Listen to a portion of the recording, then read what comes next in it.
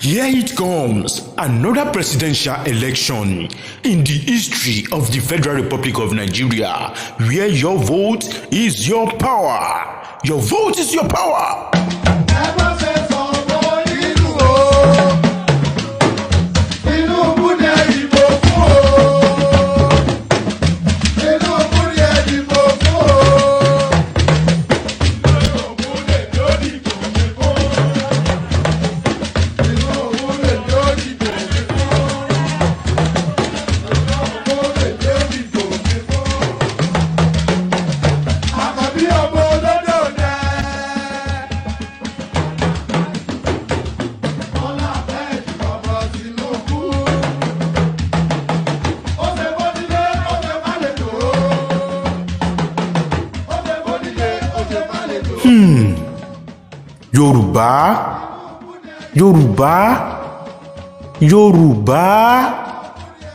Yorùbá ẹ pa ìmọ̀ pọ̀, Yorùbá ẹ pa èrò pọ̀, Yorùbá ẹ fi ìmọ̀ ṣe ọ̀kan, Yorùbá ẹ fi ọwọ́ sowọ́pọ̀, Yorùbá ọmọ ẹni ò ní ṣèdí bẹ̀bẹ̀rẹ̀ ká lọ múlẹ̀kẹ̀ sídìí ọmọ ẹlòmíì.